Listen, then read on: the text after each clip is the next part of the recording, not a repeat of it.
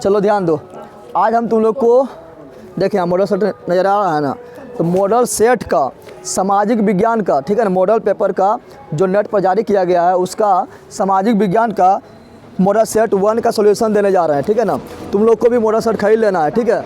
और तुम लोग को पता है कि साइंस का, अरे बंदर, साइंस का जो है मॉडल सेट का सॉल्यूशन 1 नंबर का दे दिए ना, 1 नंबर का दे दिया ना। तो तुम लोग जब बुक खरीदने जाएगा ना मार्केट, तो साइंस में हम जो पढ़ाए ना वो क्वेश्चन मिला लेना, अगर वही क्वेश्चन रहेगा तो खरीद लेना, क्योंकि हम सॉल्यूशन उसी का करवा रहे हैं। और तुम लोग सामने बुक रखेगा वही तो अच्छा समझ आएगा, जो हम करवा रहे हैं अगर वही बुक तुम लोग सामने रखेगा, जो हम बता रहे हैं तो अच्छा समझ आएगा, कोई दिक्कत नहीं होगा, ठीक है ना। तो तुम लोग जो अभी तक नहीं खरीदा वो खरीद लो, जिसके पास ये वाला मॉडल सेट है वो निकाल लो, ये वाला जिसके पास है वो निकाल लो, ठीक है ना। और जिसके पास नहीं है वो खरीद लो। ऐसे अभी हम इसका फ़ोटो अपना टेलीग्राम चैनल जगदेव क्लासेज पर डाल देंगे, ठीक है ना। और तुम लोग जो 10 में जाने वाला है उसको बताओ चैनल के बारे में, लाइक शेयर और सब्सक्राइब भी करवाओ, ठीक है। चलो करते हैं स्टार्ट। तुम लोग को बता देना चाहते हैं कि इस चैनल पर क्लास 10th का सभी सब्जेक्ट हम ख़त्म कर चुके हैं। ज्योग्राफी में कुछ बचा हुआ है सिर्फ, ठीक है ना। चाहे वो फिजिक्स हो, केमिस्ट्री हो, बायोलॉजी हो, हिस्ट्री हो, सिविक्स हो, इकोनॉमिक्स हो, ज्योग्राफी हो, सब समाप्त कर चुके हैं, ठीक है ना। चाहे हिंदी हो, संस्कृत हो, हिंदी व्याकरण हो, संस्कृत व्याकरण हो, या तुम लोग का क्लास 10th का NCERT मैथ हो, सब समाप्त कर दिए हैं। तुम लोग को मेरा पूरा वीडियो कैसे मिलेगा, तो मेरा फोटो जो नज़र आ रहा है उस पर क्लिक कर, बहुत सारा ऑप्शन आएगा, तुम लोग को जाना है प्लेलिस्ट के ऑप्शन में, मेरा सब वीडियो मिल जाएगा, ठीक है ना। VVI ऑब्जेक्टिव का, VVI सब्जेक्टिव का, मॉडल सेट सॉल्यूशन का सब मिल जाएगा। चलो स्टार्ट करते हैं। अब देखें यहाँ पर तुम लोग को पता है कि क्वेश्चन तुम लोग का डबल रहेगा। क्वेश्चन कितना रहेगा, जब यहाँ ध्यान दे, क्वेश्चन रहेगा डबल। क्वेश्चन कितना रहेगा, डबल क्वेश्चन रहेगा, और तुम लोग को उसमें आधा बनाना है। क्या बनाना है, तो तुम लोग को सामाजिक विज्ञान और विज्ञान में 80 क्वेश्चन रहेगा, उसमें 40 को ऑब्जेक्टिव बनाना है। तो बनाना तुम लोग को 80 में से वही वाला है जो तुम लोग को पता है कि ये 100% सही होगा, ठीक है ना, 100% सही होगा, गलत होने कोई चांस नहीं है, कोई चांस नहीं है, वही वाला बनाना है तुम लोग को, ठीक है ना। अगर तुम लोग सभी ऑब्जेक्टिव अगर सही करना चाहता है तो हम सब का, फिजिक्स का अलग, केमिस्ट्री का अलग, बायोलॉजी का अलग, VVI ऑब्जेक्टिव बना दें, उसी को देख लो सब आ जाएगा। और सोशल साइंस में भी इसका भी एक ही वीडियो में ख़त्म कर ले हैं, अगर 2 वीडियो में ख़त्म कर ले, वो बोला जाकर तुम लोग देखो, लिखा होगा क्लास 10th का ऑल सब्जेक्ट का मोस्ट VVI ऑब्जेक्टिव, उस पर क्लिक करके देख लो। हिंदी का, संस्कृत का, सोशल साइंस का, साइंस का, सब का VVI ऑब्जेक्टिव करवा दिए हैं, उसी से तुम लोग का सारा ऑब्जेक्टिव आ जाएगा, जरूर जाकर देखना, ठीक है ना, बहुत काम करेगा, ठीक है। चलो स्टार्ट करते हैं। हम यहाँ पर तुम लोग को डिस्कशन भी करवाएंगे। क्या करवाएंगे, रे बंदर, 80 ऑब्जेक्टिव है, 80 ऑब्जेक्टिव है, लेकिन तुम लोग समझ आना कि 80 खड़ी नहीं सीखेगा, तुम लोग लगभग इसमें से 80 50 400 ऑब्जेक्टिव सीखेगा। कितना सीखेगा, 400, क्योंकि डिस्कशन करेंगे, क्योंकि तुम लोग का अगर 2 नंबर वाला अभी क्वेश्चन आए तो बन जाए, समझ तुम लोग का आ गया ना। तो चलो डिस्कशन करना स्टार्ट करते हैं। हम मंत्र पढ़ेंगे, तुम लोग सुहा नहीं करना है, साथ साथ बोलना है, ध्यान देना है, ठीक है। चलो पहला क्वेश्चन क्या बोल रहा है, क्या हिंद चीन में बसने वाले फ्रांसीसी कहे जाते थे। तो हम लोग को पता है, ये काफ़ी इंपॉर्टेंट क्वेश्चन है। हम लोग को पता है कि हिंद चीन में बसने वाले फ्रांसीसी को कोलोन कहा जाता है। क्या कहा जाता है, कोलोन कहा जाता है, समझ आ गया तुम लोग को। लेकिन पूछेगा कि हिंद चीन में पहुंचने वाला पहला व्यापारी कौन था, तो पुर्तगाली व्यापारी पूछेगा, पहला कौन था, तो पुर्तगाली। क्या बोलना है, पुर्तगाली, समझ आ गया ना। भारत भी पहला व्यापारी कौन आया था, पुर्तगाली। कौन आया था, पुर्तगाली। कोई दिक्कत है, पूछेगा तुम लोग को क्वेश्चन आता है कि बताओ हिंद चीन में कितना देश आता है, तो 3 गो। कितना देश आता है, 3 गो, लाओस, कंबोडिया, वियतनाम। लाओस, अरे गधा बोलना, लाओस, कंबोडिया, वियतनाम। अरे गधा, तुमको उठाए यहाँ तुमको बताते हैं, मारेंगे अपने बोर्डबा में, तो सब बोर्डबा घुस जाएगा मथुरा के अंदर, जानवर का एक। क्या बताए थे, हिंद चीन में 3 देश आता है, Laos, Cambodia, Vietnam. Laos, Cambodia, Vietnam. कोई दिक्कत है। और तुम लोग को पता है कि कंबोडिया में ही विश्व का सबसे बड़ा मंदिर है, पता है, अंकोर वाट का मंदिर। तो कितना चीज़ तुम लोग को बता दिए, समझा। तो इसको खाली सुनना ना है, खाली सुन के सुहा नहीं करना है, सब पर ध्यान देना है, समझ आ गया ना। क्वेश्चन कहीं से भी टपक सकता है, टपकेगा तो पकड़ेगा, लोकने जानेगा तब ना लोग पाएगा। चलिए यहाँ ध्यान दे। अगला है लॉलेट एक्ट कब पारित हुआ, तो लॉलेट एक्ट जो है 1919 ईस्वी में पारित हुआ, 1919 ईस्वी में पारित हुआ। और लॉलेट एक्ट को ही महात्मा गांधी ने काला कानून कहा। क्या कहा, काला कानून कहा, क्योंकि अंग्रेज ने नियम बनाया। तुम लोग को क्वेश्चन आएगा 2 नंबर में कि लॉलेट एक्ट किसे कहते हैं, तो बोल देगा। तो क्या बोलेगा पता है? तो लॉलेट एक्ट की जो है ना, लॉलेट एक्ट जो है अंग्रेज बनाया कानून, क्या बनाया? तो लिखना है लॉलेट एक्ट एक ऐसा कानून है जिसके तहत किसी भी क्रांतिकारी को, किसी भी क्रांतिकारी को, किसी भी भारतीयों को शक के आधार पर गिरफ्तार कर लेगा। कहीं शक करेगा कि लगता है लेला बदमाश है, रुक इसको हम पकड़ लेते हैं, शक के आधार पर पकड़ लिया। गवाही उवाही कुछ होना है, खाली शक करेगा, चल अंदर चल। तो शक के आधार पर गिरफ्तार कर सकता है। अब तुमको गिरफ्तार कर लिया है ना, अब तुमको कोई छोड़ा भी नहीं सकता है, ना तो कोई वकील कर सकता है, ना तो कोई अपील कर सकता है, ना तो कोई दलील कर सकता है। इसी को लॉलेट एक्ट कानून कहा जाता है, जिसे महात्मा गांधी ने काला कानून कहा है। तो 2 नंबर में आएगा, लिख देगा ना। तो लॉलेट एक्ट क्या है? तो लिखना है लॉलेट एक्ट एक ऐसा कानून है जिसके तहत किसी भी भारतीय को शक के आधार पर गिरफ्तार कर सकता है और उस पर मुकदमा चला सकता है। और इसके तहत पकड़े गए भारतीयों को न तो अपील कर सकते हैं, न तो दलील कर सकते हैं, न तो वकील कर सकते हैं। इसलिए महात्मा गांधी ने इस कानून को काला कानून कहा है, अंधा कानून कहा है। मारेंगे चटाक से नहीं गलट जाएगा। अंधा कानून यहाँ फिल्मिया का नाम बोलता है, यहाँ ध्यान दे। समझ तो आ गया। इसी के विरोध में क्या हुआ था? इसी के विरोध में पंजाब के 2 नेता था, सैफुद्दीन किचलू और सतपाल मलिक, दोनों विरोध कर रहा था। अंग्रेजों का विरोध कर रहा, पकड़ के जेल में डाल दिया। कहाँ डाल दिया? पकड़ के जेल में डाल दिया। तो इसी के विरुद्ध में जलियांवाला बाग में सब लोग इकट्ठा हुआ और विरोध कर रहा था अंग्रेज का, ठीक है, शांतिपूर्वक। लेकिन अंग्रेज आया कौन? General R Dyer. अब पगलवा जो बिना भागने को ऑर्डर भी नहीं दिया और गोलियां चारों तरफ से चलाने लगा, ठीक है ना। जिसमें क्या हुआ? जिसमें बहुत लोग मारा गया, ठीक है ना। तो बोलेगा जलियांवाला बाग हत्याकांड कब हुआ? तो 13 अप्रैल 1919, काफ़ी इंपॉर्टेंट है, 13 अप्रैल 1919, समझ आ गया ना। और इसी से नाराज होकर रविन्द्रनाथ टैगोर ने कहा ले नाइटहुड की उपाधि वापस कर दिया अंग्रेज दिया था रविन्द्रनाथ टैगोर को, क्या? नाइटहुड का उपाधि। तो रविन्द्रनाथ टैगोर बोला था ले तो नाइटहुड का उपाधि जो हमें ना चाहिए, समझ आ गया ना। अगला क्वेश्चन नंबर 3। ओए देखिए क्वेश्चन में आगे बोलबे किए थे, आ गया क्वेश्चन में, आ गया ना। Question number 3, Jallianwala Bagh. तुम लोग को मज़ा आ रहा है ना? मज़ा आ रहा है तो कि दांत निकाल रहा है? लाइक शेयर और सब्सक्राइब कर, समझ आ गया? लाइक शेयर सब्सक्राइब कर और सबको बता, ठीक है ना, चैनल के बारे में, समझ आ गया ना। तुम लोग को काफ़ी फायदा करेगा, खाली मंत्र सुनना ना है और उसको एकदम ध्यान से सुनना है, ठीक है ना। अगला, जलियांवाला बाग हत्याकांड के विरोध में किसने अपनी नाइट की उपाधि त्याग दी? तो बताए थे अभी, रविन्द्रनाथ टैगोर। जलियांवाला बाग हत्याकांड कहाँ हुआ? 13 अप्रैल 1919 को हुआ था, पंजाब में हुआ था, पंजाब के अमृतसर में हुआ था, ठीक है ना।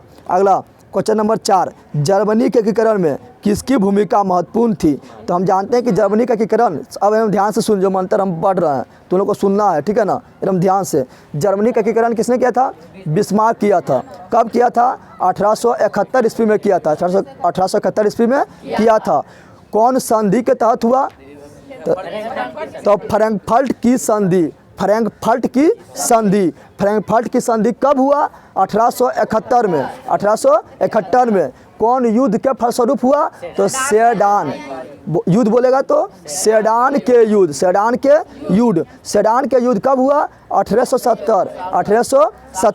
सेडान का युद्ध जो हुआ था किसके बीच हुआ था? तो फ्रांस और पर्सा के बीच। फ्रांस क्या हुआ? पराजित। पर्सा क्या हुआ? जीत गया। पर्सा क्या था? तो जर्मनी का एक शक्तिशाली राज्य था और जर्मनी का एकीकरण हो गया। कोई दिक्कत है?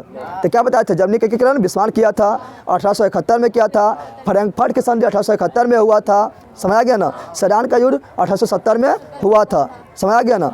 इतना याद रखना है, ठीक है। और पूछेगा कि बता इटली का एकीकरण? तो 3 व्यक्ति, मैजिनी, काउंट काबूर, गैरिबाल्डी। मैजिनी को युवा इटली का संस्थापक यानी यंग इटली का संस्थापक कहा जाता है, पता है ना, यंग यूरोप का संस्थापक कहा जाता है। और गैरिबाल्डी का इटली का तलवार कहा जाता है, ठीक है ना। और इटली का कूटनीतिक पूछेगा तो काउंट काबूर। और मैजिनी जो था ना, वो क्रांतिकारी दल था, कार्बोनरी, उसका सदस्य भी था। जितना मंत्र पढ़े हैं सब दिमाग में कोच ले, ठीक है। चलो ध्यान दे।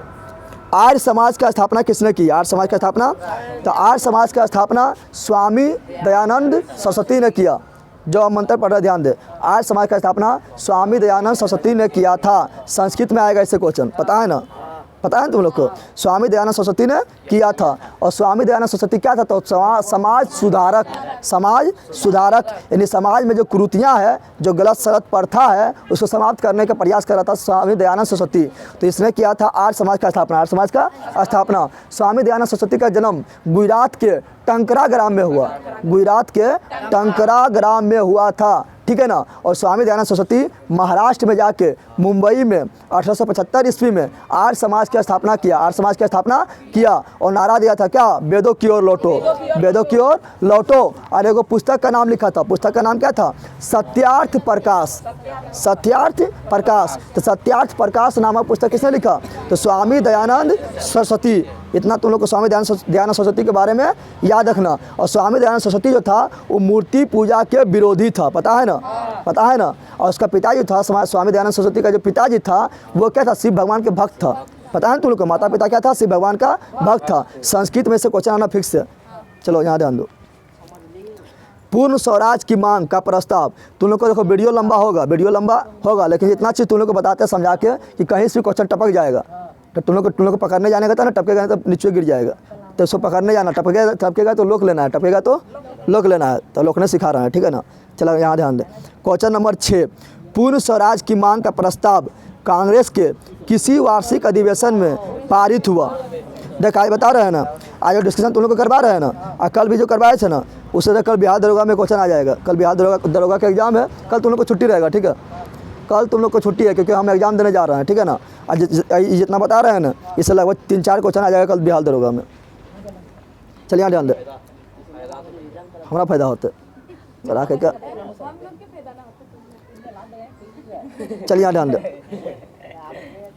चलिए यहाँ ध्यान दे, यहाँ ध्यान दे। क्या है? पूर्ण स्वराज की मांग का प्रस्ताव कांग्रेस के किस वार्षिक अधिवेशन में पारित हुआ? किस वार्षिक अधिवेशन में? तो हम जानते हैं कि पूर्ण स्वराज के प्रस्ताव जो है कांग्रेस के 1929 के लाहौर अधिवेशन, लाहौर कहाँ है? पाकिस्तान में। पाकिस्तान में जाके लाहौर अधिवेशन में क्या कहता? पंडित जवाहरलाल नेहरू जो है 1929 के लाहौर अधिवेशन का अध्यक्षता पंडित जवाहरलाल नेहरू ने किया था। और इसी में पूर्ण स्वराज को पास करवाया था, पूर्ण स्वराज को पास करवाया था। अब बोला था क्या कि आने वाले 26 जनवरी को अब हम लोग हर साल अंग्रेज आज़ाद करे या ना करे, हम लोग आज़ाद हैं। अब आने वाला हर 26 जनवरी को हम लोग झंडा फहराएंगे। क्या फहराएंगे? झंडा। इसलिए हम लोग 26 जनवरी तक अभी तक झंडा फहराते आ रहे हैं। समझ आ रहा है ना, समझ आ रहा है ना। और संविधान भी लागू, संविधान बन गया था कब? 26 नवंबर 1949 को बन गया था। लेकिन 26 नवंबर 1949 को संविधान लागू नहीं किया क्योंकि हम लोग 26 जनवरी झंडा फहरा रहे हैं ना। इसलिए 26 जनवरी 1950 को संविधान क्या किया था? लागू किया था, ताकि ये दिन भी क्या हो? अमर हो जाए। क्या हो जाए? अमर हो जाए। समझ तुम लोग आ गया ना। तो 1929 के लाहौर अधिवेशन का अध्यक्षता पंडित जवाहरलाल नेहरू ने किया था, ठीक है ना। इसी में पूर्ण स्वराज का मांग किया था। समझ तुम लोग आ गया। अब तुम लोग को पूछेगा कांग्रेस का स्थापना कब हुआ? तो 28 दिसंबर 1885 ईस्वी में महाराष्ट्र के मुंबई में हुआ, पता है ना। और इसका पहला सम्मेलन कहाँ हुआ था? तो महाराष्ट्र के मुंबई में हुआ था, जिसका पहला अध्यक्ष बना था व्योमेश चंद्र बनर्जी। और इसका संस्थापक था A.O. ह्यूम। इतना याद रखना। चलो अगला। भारत में सूती वस्त्र की प्रथम मिल खोली गई। तो भारत में सूती वस्त्र का प्रथम मिल जो है ना कलकत्ता में खोला गया। कहाँ खोला गया? कलकत्ता में। लेकिन तुम लोग बताए थे कि कलकत्ता में जो मिला खोला गया ना, रिसरा में बताए थे ना, कलकत्ता में जो मिला खोला गया था वो हो गया असफल। क्या हो गया? असफल। तो यहाँ पहला मिल बोल रहा है, पहला सफल बोलता है तो बोलते मुंबई। क्या बोलते हैं? लेकिन सफल नहीं बोला। कलकत्ता में जो मिला खुला था पहले वो हो गया असफल। जैसे तुम लोग परीक्षा देने जाएगा और पढ़ेगा नहीं लेला तो हो जाएगा असफल। तो 2012 से पास होने वाला था, 2012 से पास होगा 2023 में पास ना होगा। उसी प्रकार जो कलकत्ता में मिला खोला था वो क्या हो गया? असफल। क्या हो गया था? असफल। तो यहाँ कलकत्ता होगा। क्या होगा? हाँ, अगर पूछता कि भारत में सर्वप्रथम सफल सूती वस्त्र का मिल कहाँ? तो महाराष्ट्र। कहाँ पर? महाराष्ट्र। समझ आ गया ना। महाराष्ट्र में जो खोला था वो हो गया सफल। क्यों सफल हुआ? क्योंकि सूती वहाँ पर कपास का उत्पादन सर्वाधिक होता है। हम लोग जानते हैं कि कपास का उत्पादन सर्वाधिक कहाँ होता है? महाराष्ट्र में। महाराष्ट्र में क्यों होता है? क्योंकि महाराष्ट्र में काली मिट्टी है। और काली मिट्टी किसके लिए अच्छा है? कपास के लिए उपयुक्त है। कपास के लिए उपयुक्त है। और वहाँ पर क्या है? महाराष्ट्र के किनारे क्या है? समुंदर है। समुद्र में क्या, हवा में क्या होता है? नमी होता है, जिससे क्या होता है? जिससे सूती कपड़ा का जो सूता होता है टूटता नहीं है। और वहीं पर क्या है? बंदरगाह भी है। आराम से माल बनाओ, जहाज में लोड करो और बेच दो, सेल है, ठीक है ना। समझ तो आ गया ना। तो पूछेगा बता कि महाराष्ट्र में सूती वस्त्र कपड़ा का स्थापना कब हुआ था? 1854 में। और स्थापना करने वाला जो व्यक्ति था उसका नाम था क्या? कावस जी, नाना जी डाभर। समझ तुम लोग आ गया। किसने स्थापना किया था मुंबई में 1854 ईस्वी में? सूती बस का स्थापना किसने किया था? तो कावस जी, नाना जी, दादाजी ने डाभर, क्या डाभर। समझ आ गया ना। अगला है 8 number. Akhil Bharatiya trade union Congress का प्रथम अध्यक्ष कौन था? तो देखिए यहाँ पर उठा पटा देंगे फटिए जाएगा बल। अखिल भारतीय ट्रेड यूनियन कांग्रेस का स्थापना 1920 में हुआ। कब हुआ? 1920 में हुआ था, जिसका अध्यक्षता लाला लाजपत राय ने किया था। लाला लाजपत राय ने, यानी इसका अध्यक्ष कौन था? लाला लाजपत राय था। और लाला लाजपत राय ही बोला था साइमन कमीशन वापस जाओ। समझ आ गया ना। और लाला लाजपत राय का मृत्यु हो गया था अंग्रेज के लाठी के प्रहार करने से। लठीबे लग गया, माथा पर गया, राम नाम सहित हो। समझ आ गया ना। और लाला लाजपत राय जो था वो था किसका गुरु? वो था भगत सिंह का गुरु। किसका गुरु था? भगत सिंह का गुरु। तो भगत सिंह बोला था रुक, हमें गुरु तो मारनी है, थोड़ा छोड़बो ना। और भगत सिंह जाके क्या किया था? अंग्रेजवा को जो सॉन्डर्स जो था उसको मारा था, ढाई मर गया। ठीक है ना। चलिए यहाँ ध्यान दे। 9 नंबर। हिंद चीन क्षेत्र में अंतिम युद्ध के समाप्ति के समय, हिंद चीन क्षेत्र में अंतिम युद्ध की समाप्ति के समय अमेरिका के राष्ट्रपति कौन था? तो निक्सन। याद रखना, हिंद चीन क्षेत्र में जब अंतिम युद्ध समाप्त हो रहा था, वहाँ से फ्रांसीसी जा रहा था, तो उस समय अमेरिका के जो उस समय जो अमेरिका के राष्ट्रपति था वो था निक्सन। क्या था? निक्सन था। तुम लोगों को पता है ना कि अमेरिका जो है वियतनाम पर कब्जा करने के लिए उस पर काफ़ी बम पटका। पता है ना। और वियतनाम में एक ठो मार्ग है जिसको बोलते हैं हो चिन मार्ग, बोलते हैं हो ची मिन मार्ग बोलते हैं ना। उस पर बम जो है अमेरिका बहुत पटका, लेकिन वहाँ के वियतनाम के लोग फटाफट उसको बना देता था। और अमेरिका हो गया पराजित और वहाँ से क्या भाग गया, बोला था हम लोगों कब्जा नहीं करे पारबो एकरा पर। ठीक है, समय तो लोग आ गया। और उसमें राष्ट्रपति कौन था? निक्सन। कौन था? हिंद चीन में 3 देश आता है, लाओस, कंबोडिया, वियतनाम। कोई दिक्कत है? अगला 10 नंबर। विक्टर इमैनुअल ने किसी लिख दिया, किसे प्रधानमंत्री नियुक्त किया? तो विक्टर इमैनुअल जो है काउंट काबूर को प्रधानमंत्री नियुक्त किया। प्रधानमंत्री को यूरोप में बोलता है चांसलर। क्या बोलता है? चांसलर। ठीक है ना। तो बोलेगा चांसलर भी पूछेगा तो यही बोलना है। क्या बोलना है? काउंट काबूर। ठीक है ना। समझ तो लोग आ गया ना। तो काउंट काबूर को, काउंट काबूर जो बताए थे, काउंट काबूर जो है इटली के एकीकरण में महत्वपूर्ण भूमिका निभाया। बताए थे ना, इटली के एकीकरण में 3 व्यक्ति, मेजिनी, काउंट काबूर और गैरीबाल्डी। ठीक है ना। और कुछ मात्रा में विक्टर इमैनुअल भी सहयोग किया था। कोई दिक्कत है? लेकिन जर्मनी पूछेगा तो खाली एगो बिस्मार्क। कोई दिक्कत है? अगला, रक्त और लोह की नीति का अवलंबन किसने किया? तो रक्त और लोह का नीति बिस्मार्क किया। क्या किया? बिस्मार्क। ये बोला था कि जर्मनी का एकीकरण करने हम जा रहे हैं, अगर कोई ज़्यादा तड़फड़ाया तो उसको हम रक्त बहा देंगे। किससे बहाएंगे? तो लोहा वाला तलवार से। समझ आ गया ना। यानी रक्त और लोह का नीति, रक्त और लोह का नीति किसने अपनाया? बिस्मार्क। क्या? बिस्मार्क। समझ आ गया तुम लोग को। और बिस्मार्क जो है जर्मनी का एकीकरण किया था 1871 में किया था। जर्मनी का एकीकरण हुआ था फ्रैंकफर्ट के संधि के द्वारा 1871 में हुआ था। सडान युद्ध के फलस्वरूप हुआ था। इतना हम बार बार इसलिए बोले कि तुम लोग के दिमाग में घुस जाए। ठीक है ना। चल यहाँ ध्यान दे। नई आर्थिक नीति कब लागू हुआ? क्या बोल रहा है? नई आर्थिक नीति कब लागू हुआ? तो 1921। 1920 कौन बोल रहा है? किताब तुम लोग को 1920 दे ले कि पहला मारेंगे ना। 1921 होगा। नई आर्थिक नीति, यहाँ ध्यान दे बंदर, यहाँ ध्यान देना। नई आर्थिक नीति जो है 1921 ईस्वी में लागू हुआ। 1921 ईस्वी में लागू हुआ था। और इसको लागू करने वाला जो था, ये लागू रूस में हुआ था। इसको लागू करने वाला जो था वो था लेनिन। कौन था? लेनिन। कौन था? लेनिन था। और लेनिन को ही कहा जाता है क्या? जल्दी बता, क्या कहा जाता है? बोल्शेविक क्रांति का नेता। न बताए थे? बोल्शेविक क्रांति कहाँ हुआ था? सोवियत रूस में, यानी रूस में हुआ था। कब हुआ था? तो नवंबर 1917 में, जिसमें राजा को शासन से उखाड़ के फेंक दिया नदिया में। यानी फेंक दिया। क्या किया? फेंक दिया है। और जनता शासन पर कब्जा खुद कर लिया, शासन पर कब्जा खुद कर लिया है। ठीक है ना। तो 1921 में नया नियम जो बनाया था कौन? लेनिन। कौन बनाया था? लेनिन ने बनाया था। लेकिन 3 साल के बाद यानी 1924 में लेनिन खुद चल गया ऊपर। कहाँ चल गया? यानी बोलेगा लेनिन का मृत्यु कब हुआ? तो बना 1924। पूछेगा बोल्शेविक क्रांति के नेता कौन था? लेनिन। पूछेगा बोल्शेविक क्रांति कब हुआ? नवंबर 1917। कहाँ हुआ? रूस में। कोई दिक्कत है? रे? अगला क्वेश्चन नंबर 13। क्वेश्चन नंबर 13 बोल रहा है कि देखो एक क्वेश्चन इस तरह पूछेगा ना कि तुम लोग आंसर नहीं आनेगा। ठीक है ना। तो उसको छोड़ देना है तुम लोग को 40 80 में कितना लेना है, 40 कितना लेना है। आज तुम लोग देखो 13 नंबर क्वेश्चन तुम लोग की किताब में कहीं ना मिला होगा।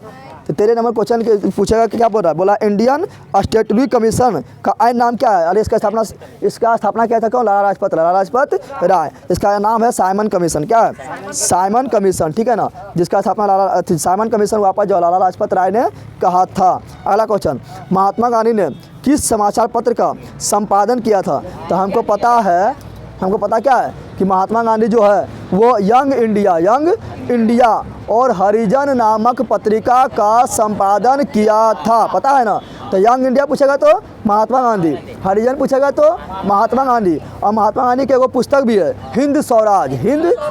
तो हिंद स्वराज पूछेगा तो महात्मा गांधी, और महात्मा गांधी की एक पत्रिका और है, उसका नाम है क्या, इंडियन ओपिनियन पूछेगा तो महात्मा गांधी। समझ आ गया ना। यंग इंडिया महात्मा गांधी, हरिजन महात्मा गांधी, हिंद स्वराज महात्मा गांधी, इंडियन ओपिनियन महात्मा गांधी। समझ आ गया, कोई दिक्कत है।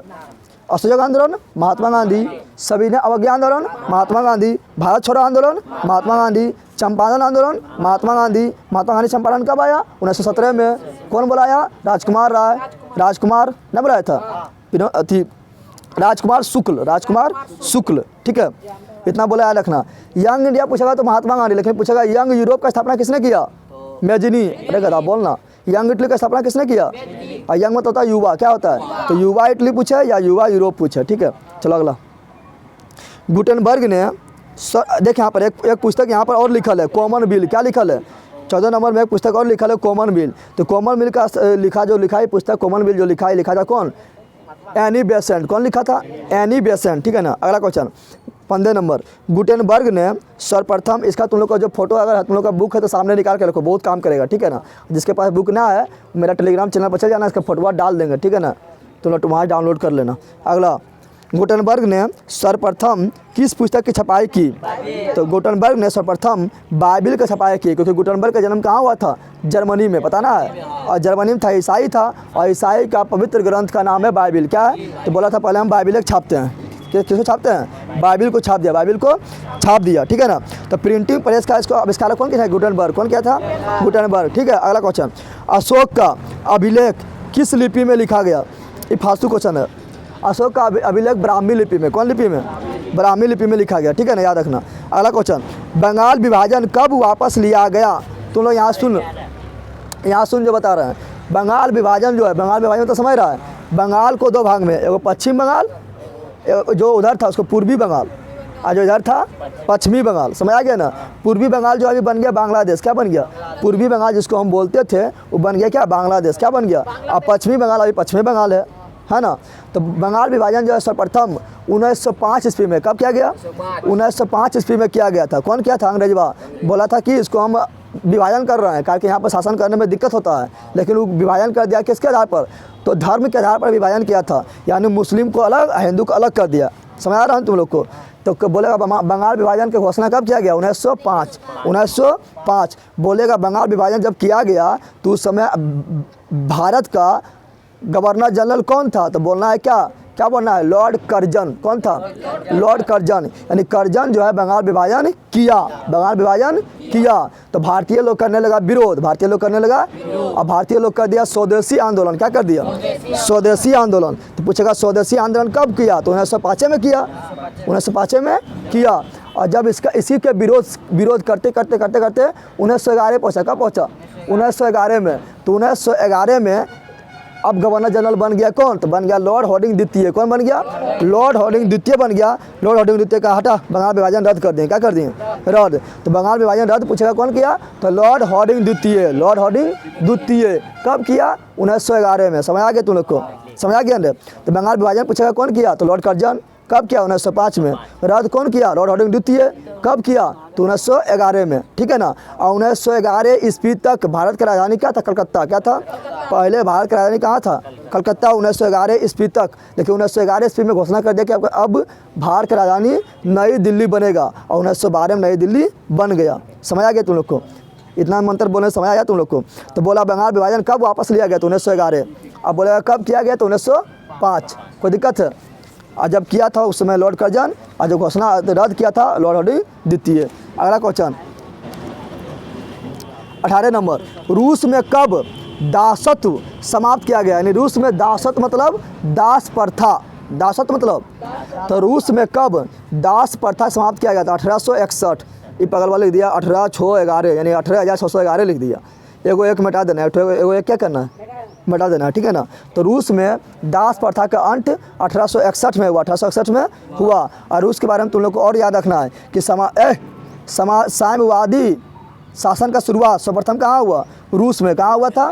बोल्शेविक क्रांति कहाँ हुआ? रूस में। बोल्शेविक क्रांति नेता कौन था? लेनिन। बोल्शेविक क्रांति कब हुआ? नवंबर 1917 में। इतना याद रखना है, ठीक है ना, रूस के बारे में। अगला, किस सम्मेलन में 1 मई को मजदूर दिवस मनाने की घोषणा किया गया? पहले तुम लोग को याद रखना है क्या? पहले तुम लोग को याद रखना है कि मजदूर दिवस कब मनाते हैं? तो 1 मई को। 1 मई को इसका होगा प्रथम अंतर्राष्ट्रीय सम्मेलन। क्या होगा?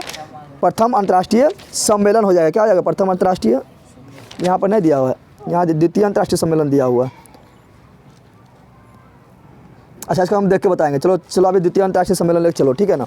चलो अगला देखो, क्या है? हो ची मिन की सरकार थी। हो ची मिन की, तो हो ची मिन की सरकार कहाँ था? हो ची मिन की सरकार, तो हम जानते हैं कि वियतनाम 2 भाग में बट गया। कहाँ बट गया? द्वितीय अंतर्राष्ट्रीय सम्मेलन दिले है ना, द्वितीय ही सही मान लो, ठीक है ना, द्वितीय ही होगा। देखिए यहाँ पर तुम लोग बोल रहा है हो ची मिन, हो ची, देखिए यहाँ पर ये क्या है? ये है क्या? वियतनाम। क्या है? इधर है उत्तरी वियतनाम, इधर क्या है? उत्तरी वियतनाम, इधर है दक्षिणी वियतनाम। तो उत्तरी वियतनाम की सरकार जो था वो था हो ची मिन का। हो ची मिन, हो ची। जैसे जिस प्रकार भारत में सबसे महत्वपूर्ण व्यक्ति कौन? महात्मा गांधी माना जाता है ना, उसी प्रकार वियतनाम का राष्ट्रपिता हो ची मिन को कहा जाता है। भारत का राष्ट्रपिता महात्मा गांधी, तो वियतनाम का राष्ट्रपिता हो ची मिन। और इसका सरकार था उत्तरी वियतनाम में। और दक्षिणी वियतनाम जो था ये अमेरिका का सपोर्ट करता था। कैसे सपोर्ट करता था? अमेरिका का सपोर्ट करता था। समझ आ गया तुम लोग को? अगला बोल रहा है वार एंड पीस का किसने लिखी? 21 नंबर, वार एंड पीस किसने लिखी? तो देखो वार एंड पीस जो लिखा था वो लिखा था किसने? टोल्स्टॉय। वार एंड पीस का हिंदी होता है युद्ध और एवं शांति, युद्ध एवं शांति, ठीक है ना। अब हम कुछ पुस्तक का नाम बता रहे हैं, तुम लोग ध्यान से सुन। वार एंड पीस बोलेगा तो टोल्स्टॉय। क्या बोलेगा? टोल्स्टॉय बोलेगा। Das Kapital Karl Marx, Das Kapital Karl Marx, Das Kapital Karl Marx. और दास कैपिटल को ही समाजवादियों का बाइबिल कहा जाता है, समाजवादियों का बाइबिल कहा जाता है। ऐसे क्वेश्चन जो बोल रहे हैं काफ़ी इंपॉर्टेंट है, हम वही बोल रहे हैं जो काफ़ी इंपॉर्टेंट है, कभी कभी पूछा गया है, पूछे जाने की संभावना है, ठीक है ना। फिर पूछेगा तुम लोग को कम्युनिस्ट मैनिफेस्टो, कम्युनिस्ट मैनिफेस्टो इसका हिंदी होता है साम्यवादियों का घोषणा पत्र, साम्यवादियों का घोषणा पत्र। इसको भी लिखा था कार्ल मार्क्स। कौन लिखा था? और कार्ल मार्क्स का एगो दोस्तवा मिल के। समझ आ गया तुम लोग को? कोई दिक्कत है? तो इतना तुम लोग को याद रखना है, ठीक है। और पूछेगा यही यंग इंडिया महात्मा गांधी, हरिजन महात्मा गांधी, हिंद स्वराज महात्मा गांधी, इंडियन ओपिनियन महात्मा गांधी, ठीक है। अगला, सोवियत संघ का विघटन हुआ था। सोवियत संघ जो है पहले रूस, सोवियत संघ यानी रूस जो है पहले बहुत बड़ा था, अभी भी तो सबसे बड़ा है। अभी भी सबसे बड़ा देश कौन है? रूस। कौन है? हाथी जैसा विशाल है ना, लेकिन इससे ज़्यादा विशाल पहले था, इससे ज़्यादा विशाल। यानी पहले जो रूस था ना उसको रूस नहीं बोलते थे, उसको बोलते थे सोवियत संघ। क्या बोलते थे? सोवियत संघ बोलते थे। पहले था और मोटा था, पहले और मोटा था, लेकिन जो 1991 ईस्वी में 15 भाग में टूट गया। 15 भाग में क्या हुआ? 15 भाग में टूट गया, ठीक है ना। तो बोलेगा कब टूटा? तो बोलना 1991। अब 15 भाग में टूट गया, तब भी अभी रूस सबसे बड़ा है। समझ तुम लोग आ गया ना? कोई दिक्कत है? तो क्या बोलना 1991? क्या बोलना है? बोल रहा है पटना को अजीमाबाद नाम किसने दिया?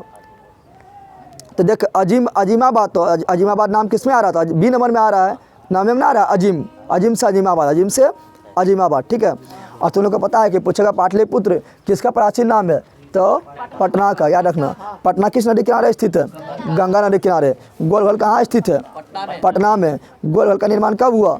1786 में। किसने किया? जॉन गास्टिन।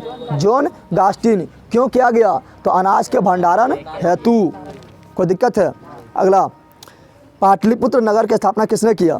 24 नंबर, पाटलिपुत्र नगर की स्थापना किसने किया? चंद्रगुप्त मौर्य ने किया था, उदयन किया था। कौन किया था? उदयन ने दिया था। डी कर लेना। क्या कर लेना? हाँ, पाटलिपुत्र का नगर व्यवस्था, पाटलिपुत्र का रक्षा व्यवस्था काफ़ी मजबूत था चंद्रगुप्त मौर्य के शासन काल में। चंद्रगुप्त मौर्य के शासन काल में, लेकिन पूछेगा स्थापना किसने किया, तो अजातशत्रु के बेटा उदयन। कौन किया था? उदयन। लेकिन उदयन नहीं दिले है तो डी क्या होगा? अगला 25 नंबर, भारत में राष्ट्रीय आय की गणना किस संस्था द्वारा की जाती है? तो भारत में राष्ट्रीय आय तुम समझता है ना, भारत में एक वर्ष के अंदर कितना कमाया हुआ, यानी पूरा इंडिया कितना कमाया, उसको बोलते हैं राष्ट्रीय आय। क्या बोलते हैं? तो बोल रहा है कि भारत में राष्ट्रीय आय की गणना किस संस्था द्वारा किया जाता है? तो केंद्रीय सांख्यिकी संगठन। क्या बोलना है? केंद्रीय सांख्यिकी संगठन, SCO। SCO, एस मतलब स्टैटिक्स, सी मतलब सेंट्रल, ओ मतलब ऑर्गेनाइजेशन, SCO। कोई दिक्कत है? अगला, योजना आयोग का गठन कब हुआ? तो हम बताए थे कि योजना आयोग का गठन 15 मार्च 1950 को हुआ था, जिसका अध्यक्ष प्रधानमंत्री होता है। लेकिन नरेंद्र मोदी आया, बोला हटक, योजना आयोग नहीं रहेगा, इसके स्थान पर बनाएंगे नीति आयोग। क्या बनाएंगे? नीति आयोग बनाएंगे। और योजना आयोग को 31 दिसंबर 2014 को खल्लास कर दिया। क्या कर दिया? खल्लास। अब बोला था अब इसके स्थान पर आएगा नीति आयोग। क्या आएगा? नीति आयोग। और नीति आयोग बनाया था कब? तो उसके एक दिन बाद, यानी 1 जनवरी 2015 को नीति आयोग का भी अध्यक्ष कौन होता है? प्रधानमंत्री। तो बता दो तुम लोग कि नीति आयोग का भी अध्यक्ष कौन है? नरेंद्र मोदी। अरे प्रधानमंत्री कौन? नरेंद्र मोदी है ना। बोलेगा योजना आयोग का प्रथम अध्यक्ष कौन था? तो प्रथम प्रधानमंत्री कौन था? पंडित जवाहरलाल नेहरू। कोई दिक्कत है? चलो अगला क्वेश्चन। अगला क्या है? अभी बहुत कम है, अभी हम 26 तक पहुँचे हैं, अभी हमको 80 जाना है। कहाँ जाना है? 80। उत्पादन के साधनों पर निजी व्यक्ति का स्वामित्व होता है। देखिए यहाँ पर उत्पादन के साधन, अगर उत्पादन मतलब यहाँ मान लो कहीं पर कुछ भी बन रहा है, कोई भी सामान बन रहा है, सब क्या है? प्राइवेट। क्या है? तो उसको बोलते हैं उत्पादन के साधन पर निजी व्यक्ति यानी प्राइवेट व्यक्ति का स्वामित्व हो गया, तो उसको बोलते हैं पूंजीवादी। क्या बोलते हैं? अगर सब कुछ प्राइवेट हो तो क्या होगा? पूंजीवादी। जितना चीज़ तुम्हारा देश में बन रहा है, ठीक है ना, जितना चीज़ सब कुछ भी उत्पादन हो रहा है, रेलवे हो या स्कूल हो या फैक्ट्री हो या कल कारखाना, कुछ हो भी हो, सब अगर निजी हो जाए, क्या है? निजी बोले तो प्राइवेट हो जाए तो उसको बोलते हैं पूंजीवादी। क्या बोलते हैं? सब सरकारी हो जाए तो बोलते हैं साम्यवादी। क्या बोलते हैं? साम्यवादी। दोनों मिल जाए, खिचड़ी हो जाए तो उसको बोलते हैं मिश्रित। क्या बोलते हैं? तो भारत है खिचड़ी यानी मिश्रित। क्या है? मिश्रित, यानी यहाँ प्राइवेट भी है, सरकारी भी है। तो पूछेगा भारत का अर्थव्यवस्था कैसा है? क्या बोलना है? मिश्रित। अमेरिका कैसा है? पूंजीवादी। रूस कैसा है? समाजवादी। कोई दिक्कत है? कोई दिक्कत है? भारत में सरकारी स्कूल, प्राइवेट स्कूल, सरकारी हॉस्पिटल, प्राइवेट हॉस्पिटल, सब मिलता है ना। चलो अगला क्वेश्चन 28 नंबर, गैस और बिजली उत्पादन किस अंग का अंग है? तो हम जानते हैं कि देखिए यहाँ पर बिजली जो बनता है ना, पहले हम कच्चा माल को लाते हैं, यानी कोयला वाला को लाते हैं, तो कोयला हो गया क्या? प्राथमिक। क्या हो गया? और उसको जलाएंगे तो बिजली बनता है। बिजली, तो बिजली क्या होगा? द्वितीयक। दो बार में बना है ना, तो द्वितीयक। क्या आ जाएगा? द्वितीयक। चलो अगला क्वेश्चन, बांग्लादेश की मुद्रा। तो बांग्लादेश के देखिए बांग्लादेश का राजधानी ढाका। बांग्लादेश का राजधानी ढाका और मुद्रा टाका। याद रहेगा? राजधानी ढाका, मुद्रा टाका। समझ आ गया तुम लोग को? हम लोग का रुपया, हम लोग का अमेरिका के डॉलर, अमेरिका का डॉलर। ठीक है। अगला क्वेश्चन बोल रहा है, कहाँ भाग गया रे? हाँ 29 ना। प्रोफेसर मोहम्मद यूनुस का संबंध है। तो प्रोफेसर मोहम्मद यूनुस जो है ये बांग्लादेश का अर्थशास्त्री था। कौन था? बांग्लादेश का अर्थशास्त्री है जिसको नोबेल पुरस्कार मिला। क्या मिला? याद रखना। समझ आ गया ना? पूछा निम्नलिखित में किससे नोबेल पुरस्कार मिला? तो मिला प्रोफेसर मोहम्मद यूनुस। ठीक है ना? ये क्या है? अर्थशास्त्री। क्या है? अर्थशास्त्री है। अगला 31 नंबर, प्राथमिक कृषि साख समिति। क्या बोल रहा है? बोल रहा है प्राथमिक कृषि साख समिति कृषक को किस प्रकार का ऋण प्रदान करता है? तो प्राथमिक जो है ना, ये अल्पकालीन ऋण प्रदान करता है। अल्पकालीन तो समझ रहा है, कम समय के लिए ऋण देता है। कम समय के लिए, जो लंबा समय के लिए ऋण देगा उसको बोलेंगे क्या? दीर्घकालीन। क्या बोलेंगे? तो जो प्राथमिक कृषि साख समिति है ये अल्पकालीन ऋण देता है। और एक ठो आएगा भूमि विकास बैंक। भूमि विकास, तो भूमि विकास बैंक जो है लंबा समय के लिए देता है, उसको बोलेंगे दीर्घकालीन। क्या बोलेंगे? अगला क्वेश्चन है, जवाहर रोजगार योजना किस वर्ष पारित हुआ? तो 1989। कब हुआ था? तो जवाहर रोजगार योजना जो पारित हुआ था 1989। और तुम लोग को एक आएगा क्या? एक आएगा नरेगा। क्या आएगा? नरेगा। तो नरेगा जो बना था, नरेगा जो है 2005 के अधिनियम के द्वारा बना था। 2005 के अधिनियम के, और 2006 में लागू हुआ। 2006 में लागू हुआ और नरेगा के नामा बदल के कर दिया मनरेगा। क्या कर दिया? मनरेगा। मनरेगा कब किया गया? तो 2009 में। समझ तुमने कहा? मनरेगा फुल फॉर्म क्या होता है? तो Mahatma Gandhi national rural employment guarantee act. ठीक है। और नरेगा के तहत, मनरेगा के तहत साल में 100 दिन तुमको काम देना अनिवार्य कर दिया। पूछा कितना दिन, तो 100 दिन। कोई दिक्कत है? अगला, अरे यह पूछ ले तो है, हम इसके बारे में पूरा बता रहे हैं, नीचे वही क्वेश्चन में। मनरेगा में 1 वर्ष में कितने दिन का रोजगार देने गारंटी? 100 दिन। कितना है बता। उपभोक्ता संरक्षण कितने, क्या है, उपभोक्ता संरक्षण के लिए कितने राज्य आयोग है? इस तरह फालतू क्वेश्चन है, ठीक है ना। कितना है? 35 से। लेकिन इस सब जो है ना, इसे क्वेश्चन तुम लोग को मतलब नहीं मारना है। सब एक आध क्वेश्चन इस तरह पूछेगा कि तुम पता फालतू रहेगा, तो हमको 80 में 40 बनाना है, तो वो बनाएंगे जो हम 100% जानते हैं, 100% जानते हैं, ठीक है। 35 क्या होगा? अगला, प्रोफेसर PC महालनोबिस की अध्यक्षता में किस समिति का गठन किया गया? जल्दी बता दे। तो इसका होगा राष्ट्रीय आय समिति। राष्ट्रीय जो द्वितीय वार्षिक सम्मेलन, यहाँ ध्यान दे, क्या बोल रहे हैं, जो द्वितीय वार्षिक सम्मेलन है ना, बंदर यहाँ ध्यान दें, जो द्वितीय वार्षिक सम्मेलन, द्वितीय प्राथमिक योजना, प्राथमिक बोल दे, पंचवर्षीय योजना, द्वितीय पंचवर्षीय योजना जो लागू हुआ था, उसका अध्यक्षता किया था कौन? PC महालनोबिस। इसका अध्यक्षता में राष्ट्रीय आय समिति का गठन किया गया। अगला बोल रहा है उपभोग व्यय और बचत का योग। बोल रहा है जितना व्यय किए, जितना खर्चा, व्यय मतलब क्या होता है? खर्चा कर देना। व्यय मतलब खर्चा, जितना खर्चा कर दिए और जितना बचाए, दोनों मिला देंगे तो क्या हो जाएगा? आय ना हो जाएगा। तुम कितना कितना खर्चा किया और कितना बचाया, दोनों मिला देगा तो कितना कमाया ना होगा, तो आय क्या हो जाएगा? आय। अगला क्वेश्चन से, चलो क्वेश्चन नंबर 37। क्वेश्चन नंबर बोल रहा है क्या निम्न में से कौन आर्थिक क्रिया का चक्रीय प्रभाव है? चक्रीय प्रभाव तो समझ रहा है, कुछ तुम कमाया कुछ तुम कमाया, तो फिर वो धारा जो है तुमसे ख़त्म कैसे होगा? जल्दी बता दे। चक्र की तरह चलते कैसे रहेगा? जब खर्चा करेगा तभी है ना। खर्चा को बोलते हैं व्यय। क्या बोलते हैं? तो व्यय होगा। क्या होगा? अरे तुम कमा लिया, पूरा रख ले, खर्चन कर रहा, तो चक्र चलेगा? यानी आएगा जाएगा ना, खर्चा करेंगे तब नहीं होगा व्यय। क्या होगा? फिर बोल रहा है क्वेश्चन नंबर कितना? 38, काफ़ी इंपॉर्टेंट है। भारत में सर्वप्रथम राष्ट्रीय आय का अनुमान कब लगाया गया? तो भारत में सर्वप्रथम राष्ट्रीय आय का अनुमान 1868 का था। 1968 तुमको दिखाई दे रहा है। भारत में सर्वप्रथम राष्ट्रीय आय का अनुमान 1868 में लगाया गया। 1868 में कौन लगाया था? दादा भाई नौरोजी। और उस समय भारत का राष्ट्रीय आय एक साल में कितना कमाता था? तो 20 रुपया बताया। कितना बताया?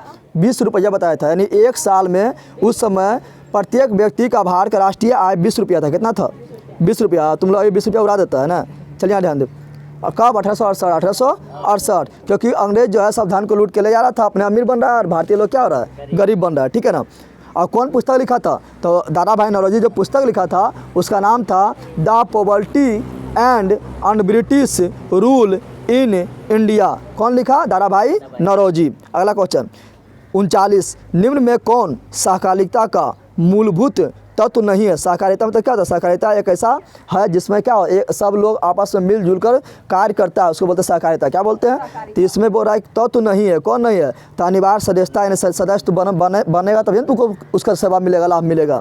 जनतंत्रात्मक आधार, यानी वहाँ पर क्या है? वहाँ पर किसी का बोल अथी नहीं चलता है, मन अथी क्या बोलता है? किसी का मतलब जो है, मतलब यहाँ ध्यान दे, सब लोग वहाँ क्या होता है? बराबर। क्या होता है? यानी किसी का अथी मनोबल नहीं चलता कि हम ही अकेला सब कुछ है, चलता है क्या? यानी वहाँ पर जनतंत्र होता है। क्या होता है? सब लोग बराबर होता है। क्या होता है? सब लोग बराबर होता है, ठीक है ना। और ऐच्छिक सदस्यता, यानी जिसको मनुष्य सदस्यता ले, जिसको नहीं ले, ठीक है ना। C नंबर नेतृत्व तथा सामाजिक तत्व, तो ये वाला C नंबर नहीं होगा, C नंबर नहीं होगा। अगला क्वेश्चन 40 नंबर, इनमें से कौन गैर आर्थिक संरचना है? गैर आर्थिक मतलब समझ रहा है? आर्थिक मतलब होता है पैसा संबंधित, आर्थिक मतलब पैसा से संबंधित। गैर आर्थिक मतलब पैसा से संबंधित नहीं, जिससे पैसा नहीं मिलेगा। तो वित्त मतलब होता है, वित्त मतलब पैसे होता है। वित्त मतलब क्या होता है? ऊर्जा, कोयला हो गया, पेट्रोलियम हो गया, निकालेंगे तो फायदा होगा, तो पैसा मिलेगा। लेकिन स्वास्थ्य से पैसा मिलता है, अगर और तुम्हारा पैसा खत्म हो जाएगा, ना हो जाएगा, तो होगा C। क्या होगा? अगला, संविधान का 74वां संशोधन संबंधित है। देखो 74वां संविधान संशोधन जब किया गया था 1993 में। कब किया गया था? 1993 में किया गया था। और इसका संबंध था शहर में नगर निगम, क्या बोल रहे हैं? नगर निगम का लागू करना, नगर निगम को लागू करना। तो इसका ऑप्शन हो जाएगा क्या? B नंबर सही, यानी नगरीय शासन व्यवस्था से, नगरीय शासन व्यवस्था से। समझ आ गया ना। लेकिन पूछेगा तुम लोग को बता 73वां संविधान संशोधन किससे संबंधित था? तो 73वां संविधान संशोधन जो था वो पंचायती राज से संबंधित था। काफ़ी इंपॉर्टेंट है, पंचायती राज से संबंधित था। और पंचायती राज कहाँ लागू होता है? गांव में होता है। नगर निगम शहर में, पंचायती राज गांव में। और जो पंचायती राज का जो अभी व्यवस्था है वो क्या है? त्रिस्तरीय। क्या है? ग्राम लेवल पर ग्राम पंचायत, ब्लॉक लेवल पर पंचायत समिति, और जिला लेवल पर जिला परिषद बताए थे ना। और ये कौन इसका मतलब ये जो त्रिस्तरीय व्यवस्था जो दिया, ये कौन दिया? तो बलवंत राय मेहता, बलवंत राय मेहता। और तुम लोग को पता है कि पंचायती राज व्यवस्था सर्वप्रथम कौन राज्य में लागू हुआ? राजस्थान में। राजस्थान में कब लागू हुआ? 2 अक्टूबर 1959 को। कोई दिक्कत है? और नगरीय निगम कहाँ लागू हुआ सर्वप्रथम? तो तमिलनाडु के चेन्नई में। इतना याद रखना है। बार बार हम तुम लोग को कितना बार पढ़ा चुके हैं ना। और गलती करेगा तो चपला खोल के और मुँह हम मारेंगे। चलिए यहाँ ध्यान दे, दाता निकालता है ले, सुन आराम से। अगला, बिहार में एक नगर में अधिकतम कितने वार्ड हो सकते हैं? ये सब फालतू क्वेश्चन है, 75, ठीक है ना। ये सब को फालतू क्वेश्चन है, एक आध दो फालतू क्वेश्चन आता है क्योंकि तुम लोग को डबल क्वेश्चन देता है ना, तो फालतू आएगा। चिपको आंदोलन संबंधित है, चिपको आंदोलन, तो ये काफ़ी इंपॉर्टेंट क्वेश्चन है, ये काफ़ी इंपॉर्टेंट क्वेश्चन है। चिपको आंदोलन किसका नेता था? सुंदर लाल बहुगुणा, सुंदर लाल बहुगुणा, समझ आ गया ना।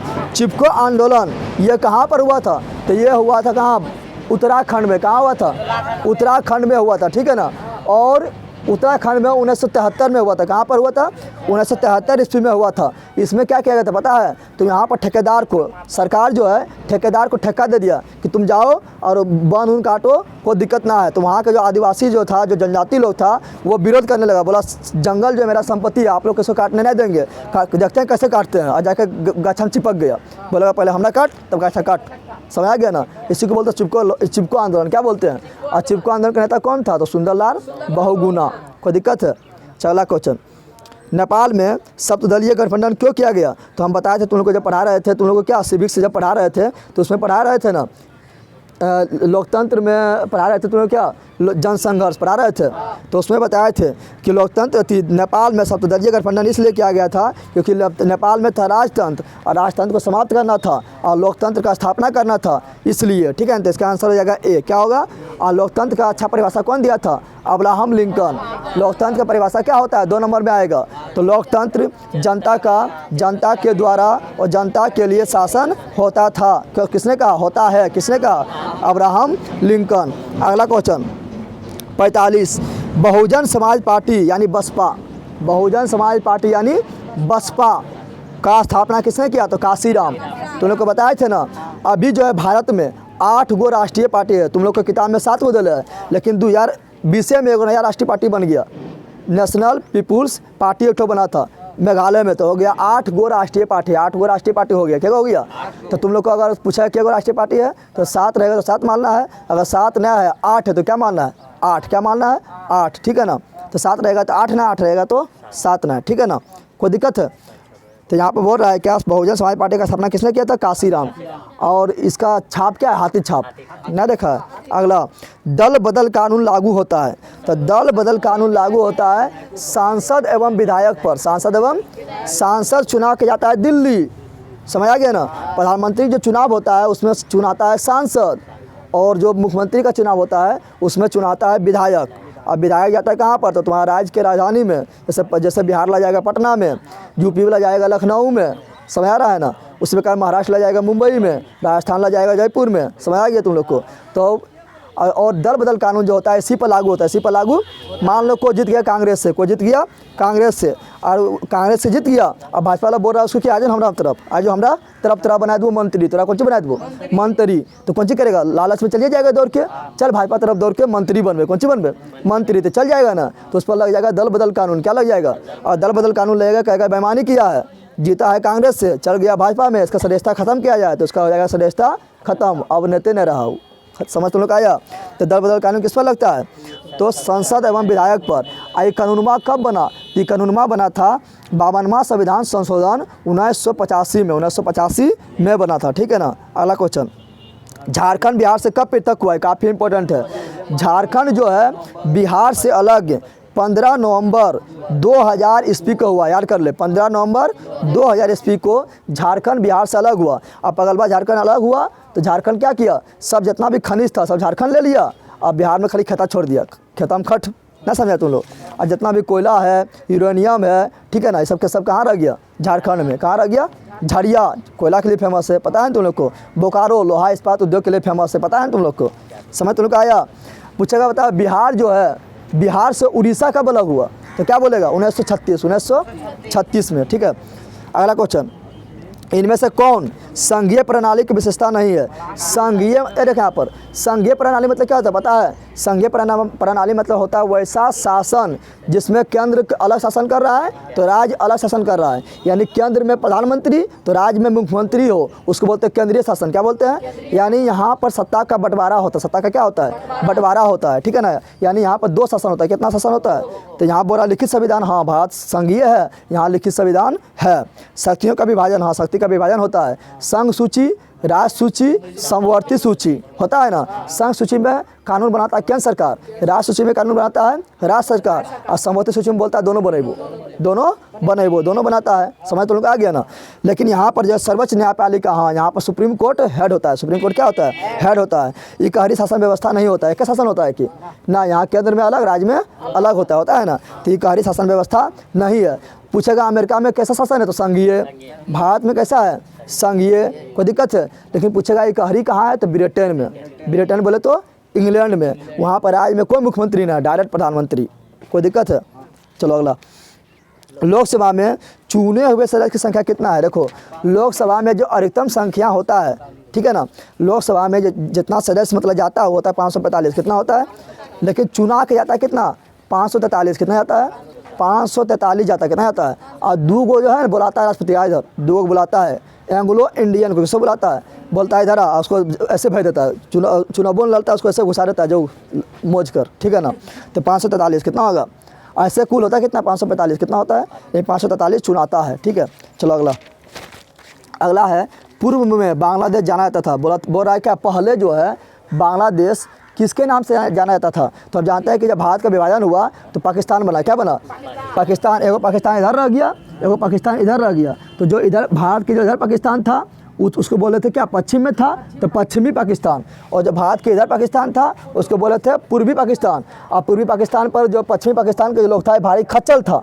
आप जो खचरे ये पूर्वी पाकिस्तान पर जुर्म करता था। तो भारत बोला था लोग तो हमें आज़ाद करवा दीजिए। तो 1971 में पूर्वी पाकिस्तान को भारत जो है, इंदिरा गांधी जो है बांग्लादेश को आज़ाद करवा दिया। पूर्वी पाकिस्तान को आज़ाद करवा दिया। अब बोले थे हम पूर्वी पाकिस्तान ना है, बोला अपना नाम बदल दिया और नाम रख दिया पाकिस्तान। क्या नाम रख दिया? पाकिस्तान, सॉरी बांग्लादेश। बांग्लादेश क्या नाम रखा? बांग्लादेश। कब? 1971 में। 1971 में। अगला क्वेश्चन, वेस्ट इंडीज संघ की स्थापना कब हुआ? ये फालतू क्वेश्चन है, छोड़ देना है, ऐसे याद रखना 1958। लेकिन इसे क्वेश्चन आएगा तो 1-2 फालतू क्वेश्चन पूछ देता है, ठीक है ना। इंडिका के लेखक कौन है? तो हम जानते हैं कि तुम लोग संस्कृत में पढ़ा होगा, संस्कृत में नहीं पढ़ा है। इंडिका का लेखक कौन है? मेगास्थनीज। क्या है? मेगास्थनीज है। और मेगास्थनीज किसके दरबार में आया था? चंद्रगुप्त मौर्य के दरबार में। पता है तुम लोग को? मेगास्थनीज कहाँ का राजदूत था? यूनान के। याद आ रहा है? ये पूछेगा संस्कृत में। कहाँ पूछेगा? संस्कृत में, ठीक है। अगला क्वेश्चन 53, विश्व का सबसे बड़ा लोकतांत्रिक देश कौन है? तो हम जानते हैं कि विश्व का सबसे बड़ा लोकतांत्रिक देश भारत है। भारत से बड़ा लोकतांत्रिक देश कौन होना है? तो भारत। कौन है? भारत। लेकिन पूछेगा पहले सर्वप्रथम कहाँ पर लोकतंत्र का स्थापना हुआ? तो अमेरिका। पहले पूछेगा तो अमेरिका, लेकिन सबसे बड़ा पूछेगा तो भारत। कोई दिक्कत है? अगला, आंग सान सू की। आंग सान सू की किस देश के नागरिक है? तो ये म्यांमार का है। कहाँ का है? ये म्यांमार का राष्ट्रपति था। क्या था? म्यांमार के प्रधानमंत्री था। म्यांमार के प्रधानमंत्री था। लेकिन इसको अभी जो है ना वहाँ के सेना जो है, वहाँ का जो सेना था, सेना वहाँ बदमाश है, ठीक है। सेना क्या किया? इसी को पकड़ लिया, बोला इधर पकड़ लिया उसको और डाल दिया जेल में, 4 साल के लिए जेल। अभी कहाँ है? जेल में। कहाँ पर है? तो आंग सान सू की अभी कहाँ पर? जेल। कौन जेल में डाल दिया? सेना में पकड़ लिया। प्रधानमंत्री को डाल दिया जेल में। कहाँ डाल दिया? जेल में डाल दिया। बोलेगा अब हम यहाँ के प्रधानमंत्री हैं, अपने शासन चला रहा है, अपने शासन चला रहा है। समझ आ गया ना? ठीक है। तो वहाँ का सेना बदमाश, वहाँ सेना क्या है? और आंग सान सू की जो है ये अच्छा प्रधानमंत्री है, ठीक है ना। इसको नोबेल पुरस्कार भी मिल चुका है, नोबेल पुरस्कार भी। लेकिन इसको दिया जेल में, कहाँ भेज दिया? जेल में, ठीक है ना। लॉकडाउन में इसको लॉक कर दिया, बोला लॉक रहा, लॉकडाउन में लॉक रहा, ठीक है। 55 नंबर, क्षेत्रवाद की भावना की कुपरिणाम है। तो क्षेत्रवाद की भावना से क्या होता है? अलगावार होता है। कोई बोलेगा हम बिहारी हैं, कोई बोलेगा मराठी है, कोई बोलेगा झारखंडी हैं। तो इससे क्या होगा? इससे क्या होता है? इससे दोनों में क्या होता है? टकराव होता है, अलगावार होता है। क्या होता है? अलगावार होता है। 56 नंबर क्वेश्चन, दुर्वा राष्ट्रीय उद्यान कहाँ है? तो यूपी। कहाँ पर है? यूपी बोले तो उत्तर प्रदेश। देखो कुछ हम राष्ट्रीय उद्यान का नाम बता रहे हैं, याद रखना। दुर्वा पूछेगा तो यूपी, दुर्वा पूछेगा तो यूपी। काजीरंगा पूछेगा तो असम, काजीरंगा पूछेगा तो असम। असम जो है एक सिंग वाला गेड़ा के लिए फेमस है, एक सिंग वाला गेड़ा के लिए फेमस है। गिर राष्ट्रीय उद्यान पूछेगा तो तुम मुड़िया पटक देंगे। ना समझ आ रहा? बकरा है तुम कुछ बोल रहे हैं। गिर राष्ट्रीय उद्यान पूछेगा तो गुजरात, गिर पूछेगा तो गुजरात, गिर पूछेगा तो गुजरात। और जिम कॉर्बेट नेशनल पार्क जिसका नाम अभी बदल के कर दिया गया है रामगंगा नेशनल पार्क, वो पूछेगा तो उत्तराखंड, ये पूछेगा तो उत्तराखंड। समझ तुम लोग आ गया ना। एक तो पूछता है तुम लोग को बिहार वाला संजय गांधी पार्क नहीं पूछता है, संजय गांधी जैविक उद्यान पूछता है ना, कहाँ पर, पटना में, कहाँ पर, पटना में। और एक तो पूछेगा वाल्मीकि नगर तो पश्चिमी चंपारण, इतना याद रखना है, ठीक है ना। अगला क्वेश्चन तुम लोग का है 57 नंबर क्वेश्चन फालतू है। भारत का प्रथम राष्ट्रीय जल नीति कब अपनाए गए थे? 1987, सितंबर 1987। फालतू ही हटा इसको। विश्व में सर्वाधिक वनावरण वाला देश कौन है? तो विश्व में सर्वाधिक जो वन है यानी जंगल कहाँ है? तो ब्राज़ील। कहाँ पर है? ब्राज़ील में बहुत ज़्यादा जंगल है, सबसे ज़्यादा जंगल कहाँ है? ब्राज़ील में। कहाँ पर है? इसलिए ब्राज़ील के जंगल को पृथ्वी के फेफड़ा कहते हैं। क्या कहते हैं? फेफड़ा क्या करता है? फेफड़ा क्या करता है? ऑक्सीजन लेता है, कार्बन डाइऑक्साइड को छोड़ता है ना। उसी प्रकार जो है वहाँ का जो पृथ्वी, वहाँ जो ब्राज़ील में सबसे ज़्यादा जंगल है तो वहाँ वो CO2 को लेता है, ऑक्सीजन को छोड़ता है, तो हम लोग को शुद्ध हवा देता है ना। इसलिए पृथ्वी का फेफड़ा किसे कहते हैं? तो अमेजन के जंगल, अमेजन के। और अमेजन के जंगल कहाँ है? तो है ब्राज़ील में। कहाँ पर है? ब्राज़ील में है, ठीक है ना, कोई दिक्कत। अगला क्वेश्चन तुम लोग का है 59 नंबर। किस मृदा में ह्यूमस मतलब समझ रहा है, जो पेड़ पौधा के पत्ती उत्ती सल गल के जब मिट्टी में मिल जाता है और उससे मिट्टी उपजाऊ हो जाता है, उसको बोलते हैं ह्यूमस। क्या बोलते हैं? ह्यूमस का मात्रा नग्न है। तो देखो जलोढ़ मिट्टी जो है ना एक जगह रहबे नहीं करता, रहता है कि जलोढ़ मिट्टी नदियाँ क्या करता है? नदी के द्वारा बहाया गया मिट्टी, नदी के द्वारा बहाया गया मिट्टी को बोलते हैं जलोढ़ मिट्टी। क्या बोलते हैं? तू तो एक जगह रहता है ना, एक जगह रहेगा तब ना उसमें सलेगा गलेगा कुछ मिलेगा, वो बहते रहता है। क्या होता है? बहते रहता है। तो जलोढ़ मिट्टी में ह्यूमस की मात्रा बहुत कम होता है, समझ आ गया ना, जलोढ़ मिट्टी। लेकिन पूछेगा कि हमारे देश में सर्वाधिक विस्तार किस मिट्टी का है? जलोढ़ मिट्टी। कौन मिट्टी है? जलोढ़ मिट्टी। पूछेगा सर्वाधिक उपजाऊ मिट्टी भारत का कौन है? जलोढ़ मिट्टी। कौन मिट्टी? जलोढ़ मिट्टी। पूछेगा पुराना जलोढ़ मिट्टी को क्या कहा जाता है? बांगर। पुराना जलोढ़ मिट्टी को बांगर, नया जलोढ़ मिट्टी को खादर। जो बोल रहे हैं काफ़ी इंपॉर्टेंट है, पुराना जलोढ़ मिट्टी को बांगर, नया जलोढ़ मिट्टी को खादर। कोई दिक्कत है? हाँ। अब पूछेगा बताओ काली मिट्टी कहाँ पर है? तो महाराष्ट्र। काली मिट्टी किसके लिए उपयुक्त होता है? कपास के लिए। कपास के लिए उपयुक्त होता है, कपास के लिए उपयुक्त होता है। काली मिट्टी का निर्माण कौन चट्टान से होता है? तो बेसाल्ट चट्टान से, बेसाल्ट चट्टान से होता है। लेटेलाइट मिट्टी सर्वाधिक कहाँ पाया जाता है? केरल में। लेटेलाइट मिट्टी का निर्माण कैसे हुआ? तो निछालन की प्रक्रिया के द्वारा, निछालन की प्रक्रिया के, जिसको लीचिंग बोलते हैं। क्या बोलते हैं? इंग्लिश में लीचिंग बोलते हैं, पता है ना। मरुस्थलीय मृदा सर्वाधिक कहाँ है? राजस्थान में। समझ तुम आ गया, जितना बोले उतना दिमाग में घुसा ले, ठूस ले, ठीक है। अगला क्वेश्चन, अगला बोल रहा है इनमें से कौन रोपण फसल है? देख तुम लोग रोपण जैसे तुम लोग देखेगा तो क्या मार देगा? मारेगा धान, लेकिन इसमें धान ऑप्शन में ना है। तो देखो रोपण मतलब क्या बताया था? रोपण धान ना होता, रोपण धान ना होता है। रोपण फसल हम उसको बोलते हैं जिसको एक बार लगा दें और फायदा जो है एक से अधिक बार उठाएं, उसको बोलते हैं रोपण। क्या बोलते हैं? उसको एक बार लगा दिए, अब फायदा उठा रहे हैं बार बार, फायदा उठा रहे हैं बार बार, यानी एक से अधिक बार फायदा उठा रहे हैं, उसको क्या बोलते हैं? रोपण। क्या बोलते हैं? जैसे तुम लोग देखता हो गन्ना लगाते हैं ना, गन्ना लगा दे उसको काट देगा ना, फिर गन्ना हो जाएगा ना। तो एक बार लगा देते हैं, अगर तुम उसको ना पूरा अच्छा ना जोत दिया तो फिर गन्ना हो जाएगा, तो फिर काट ले तो दो बार फायदा हो गया ना, तो उसको बोलते हैं रोपण फसल। क्या बोलते हैं? चाय के पौधा लगा दे, पतैया तोड़ ले, फिर पत्ता होगा फिर तोड़ेंगे, फिर होगा फिर तोड़ेंगे, तो फायदा बहुत बार हो रहा है ना, तो रोपण फसल क्या है? उसी प्रकार कॉफ़ी के बीज तोड़ ले, फिर बीज होगा फिर बीज तोड़ लेंगे, तो रोपण फसल क्या हो जाएगा? रोपण फसल। समझ तुम लोग आ गया? तो रोपण फसल तुम लोग समझ गया, वैसा फसल जिससे फायदा एक से अधिक बार हो उसे बोलते हैं रोपण फसल। क्या बोलते हैं? तो यहाँ चाय, रबर, गन्ना, ये सब क्या है? रोपण फसल। क्या है? धान रोपण फसल है? नहीं, धान को एक बार काट लेने पर दोबारा होता है कि ना होता है ना। चलो देख 62 नंबर तुम लोग को पढ़ा रहे थे जब हम परिवहन, तो उसी में बताए थे जीवन रेखा रेल, बताए थे ना बताए थे तुम लोग को। लाइफ रेलवे लाइन बताए थे ना, 1991 ईस्वी में चलाया गया था। इसके तहत क्या कहता है? जहाँ पर जो काफ़ी पिछला क्षेत्र है वहाँ पर ट्रेन में घुसा देता है। अब पहले प्रचार कर देगा कि यहाँ पर डॉक्टर आने वाला है, जिसको जो समस्या हो जाके इलाज करवाएं, जो बहुत है वो तेज हो जाएँ, ठीक है ना। समझ तुम लोग का है, तो वहाँ सब लोग जाएगा, इलाज करवाएगा, ठीक है ना। कुछ दिन के बाद फिर वहाँ से ट्रेन चल जाएगा दूसरा जगह। इसी बोलते हैं जीवन रेखा रेलगाड़ी। 1991 में चलाया गया। कब चलाया गया? 1991 में। कांवड़ झील कहाँ है जल्दी बताओ? कांवड़ झील तुम लोग को पढ़ाए थे? बेगूसराय नहीं पढ़ाए थे? कांवड़ झील बेगूसराय, कांवड़ झील पढ़ाए थे तुम लोग को। और रज्जू मार्ग राजगीर पढ़ाए थे। फिर तुम लोग को पढ़ाए थे मंदार हिल बांका। अगला क्वेश्चन, किस राज्य में संयुक्त वन प्रबंधन का पहला प्रस्ताव पारित किया गया? पश्चिम बंगाल। कहाँ पर? पश्चिम बंगाल। अगला क्वेश्चन, इनमें से कौन अकार्बनिक खनिज है? अकार्बनिक मतलब समझ रहा है? वो मतलब नहीं, वो मतलब अकार्बनिक मतलब कार्बन, जिसमें कार्बन ना हो, जिसमें कार्बन, उसे अकार्बनिक कहते हैं। क्या कहते हैं? अकार्बनिक। इसमें अकार्बनिक कौन होगा? अभ्रक। कौन होगा? कोयला में कार्बन होता है तो जलता है, पेट्रोलियम में कार्बन होता है तो जलता है, प्राकृतिक गैस में कार्बन होता है तो जलता है, लेकिन अभ्रक जो है ये अकार्बनिक ना है, ठीक है ना, समझ आ गया ना। अगला, अब तुम लोग को पता है कि अभ्रक का सर्वाधिक उत्पादन कहाँ का होता है? भारत में। कहाँ होता है? अब भारत में अभ्रक के लिए सबसे फेमस जो क्षेत्र है वो क्या है? झारखंड के कोडरमा। झारखंड के, तो पूछेगा झारखंड के कोडरमा किसके लिए फेमस है? क्या बोलना है? अभ्रक के लिए। क्या बोलना है? अभ्रक के लिए। कोई दिक्कत है? भारत में किस राज्य में सर्वाधिक मैंग्रोव वन है? तो पश्चिम बंगाल। मैंग्रोव वन यानी पश्चिम बंगाल। तो देखो पूछेगा भारत में सर्वाधिक मैंग्रोव वन कहाँ पर है? तो पश्चिम बंगाल। पश्चिम बंगाल में कहाँ पर? तो सुंदरवन डेल्टा। सुंदरवन डेल्टा में, समझ आ गया ना। पूछेगा सुंदरवन डेल्टा कहाँ है? पश्चिम बंगाल में। और सुंदरवन डेल्टा जो है ये विश्व का सबसे बड़ा डेल्टा है, विश्व का सबसे बड़ा डेल्टा है। उसी में होता है मैंग्रोव वन, ठीक है ना। अब मैंग्रोव वन जो होता है नमकीन पानी में, तो समुद्र वहाँ है, नमकीन पानी में हो जाता है। कोई दिक्कत है? अगला क्वेश्चन, अगला है मेरा, कौन कोयला घटिया है? तुम लोग में घटिया कौन है? जो तुम लोग में घटिया है, जो होमवर्क नहीं कराना पड़ता वो घटिया है, नहीं तुम लोग को पीट कोयला, तुम लोग को पीटेंगे।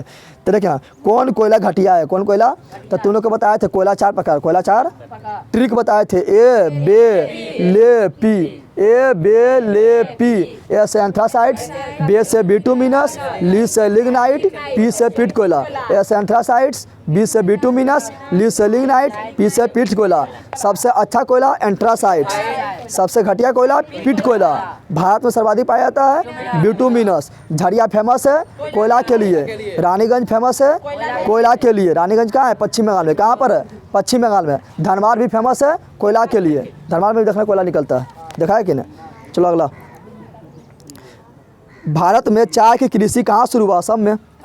भारत में सर्वाधिक चाय का उत्पादन कहाँ होता है? असम में। कहाँ पर होता है? असम में। चाय का सर्वाधिक उत्पादन कहाँ होता है? असम में। और असम है चाय के लिए फेमस, असम है चाय के लिए फेमस। और दार्जिलिंग के चाय जो है वो काफ़ी खुशबूदार होता है। दार्जिलिंग के चाय, दार्जिलिंग कहाँ पर है? तो है पश्चिम बंगाल में। कहाँ पर है? पश्चिम बंगाल में। सर्वाधिक चाय कहाँ होता है? असम में। कहाँ पर होता है? असम में। और सर्वाधिक जो है तेल का कुआं कहाँ खोदा गया? असम के डिगबोई में। पता है ना तुम लोग को। अगला, पाराइट किस प्रकार का खनिज है? तो पाराइट जो है अधात्विक खनिज, जिसमें धातु का मात्रा ना हो उसे अधात्विक खनिज कहा जाता है। तो पाराइट जो है अधात्विक खनिज है। क्या है? अधात्विक खनिज। सोना, चांदी, तांबा, एल्युमिनियम, ये सब क्या है? सब धात्विक। क्या है? भारत का पहला परमाणु शक्ति संयंत्र कौन है? तो हम तुम लोग को बताए थे, काफ़ी इंपॉर्टेंट है। भारत का पहला परमाणु संयंत्र कौन है? तारापुर। कौन है? तारापुर। तारापुर कहाँ है? महाराष्ट्र। तारापुर कहाँ है? महाराष्ट्र में। ये भारत के सबसे, ये तारापुर जो है ना भारत के सबसे पुराना ना है, ये पूरा एशिया का सबसे पुराना कौन है? तारापुर। कौन है?